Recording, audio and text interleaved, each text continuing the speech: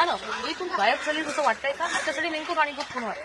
हे गायब करण्याचा प्रयत्न चालू आहे, नक्कीच चालू आहे आणि गेले अनेक वर्ष चालू आहे. कोण सत्ताधारी कोण कोण गेले काही 2 दिवसाआधी माझ्याकडे काही सहकारी आले आणि ग्राउंडचे काही इकडचे रहिवासी आले आणि मला सांगितलं की हे महानगरपालिकेचं ग्राउंड आहे, हे आजूबाजूच्या 3 शाळा ते कसं इंटरनॅशनल दर्जा मिळवण्यासाठी हे ग्राउंड ताब्यात घेण्याचा प्रयत्न करतायत. मग सरकार त्यांची बाजू कसं घेत आहे, कमिट्या कशा फॉर्म होत आहेत आणि महानगरपालिकेचं ग्राउंड मला वाटतं लोकांसाठी असलं पाहिजे.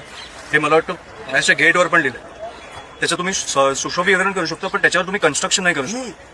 हे मला वाटतं आपले कायदे आहेत. तर त्याच्या विरोधात इकडे लॉक लावलेला आणि इकडे हे काम चालू झालेलं दिसतंय तुम्हाला. ते लॉक तोडून आम्ही आज इकडे एक टुर्नामेंट घेतली, फुटबॉल खेळलोय आणि ह्यांनी काम चालू ठेवलं तर मी दर आठवड्याला येईन इकडे टुर्नामेंट खेळायला.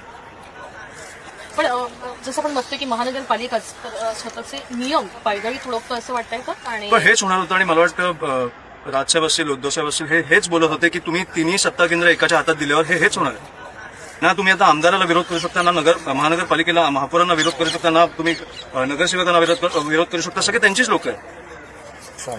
त्याच्यामुळे हेच आम्ही सांगत होतो आणि म्हणून मी आता बोललो की ठाकरे महाराष्ट्रात असेपर्यंत आम्ही त्यांच्या पाठीशी आहोत. पण शेवटी सत्तेत असताना ही गोष्ट झालीच नसती, हे बांधकाम चालू झालंच नसतं, तिकडे पाठी एक टफ अनधिकृतपणे उभा केलाय, हे झालंच नसतं. ह्या गोष्टी ह्या लोकांसाठी आहेत आणि ह्या मोफत मिळाल्या पाहिजे. जे आहे तुम्ही सुधरून देऊ शकता, पण तुम्ही ते कमर्शियली नाही वापरू शकत. पण या ठिकाणी जसं आपण जरी तुम्ही सामना या ठिकाणी येऊन खेळत, सामना जो आहे तो जिल्ह्यावरून महानगरपालिकेसोबत देखील तुमचा सुरू झाला.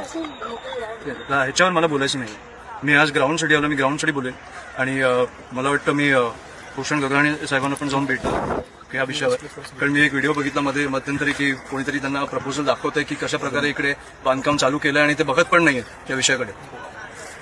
तर मला वाटतं कुठेतरी त्यांनी पण ह्या गोष्टी सिरियसली घेतल्या पाहिजेत. त्याच्यामुळे मी त्यांना पण जाऊन भेटणार आहे. मला वाटतं काल एक व्हिडिओ आलाच आहे आपल्यासमोर, ज्यांनी सांगितलं की इकडे मातीचंच ग्राउंड होणार. हे आम्हाला लेखी पाहिजे महानगरपालिकेकडे. बरोबर. महानगरपालिकेची जागा आम्हाला महानगरपालिकेकडून लेखी पाहिजे, त्यांनी आम्ही मिळवून घेऊ. आम्ही आज आहे सीएसआर फंड देखील आणलेला आहे. आम्हाला फरक पडत नाही. मी बोललो तसं त्यांनी नाही केलं तर आपली खुर्ची उखाडून टाकू. तुम्ही बांधून तर दाखवा.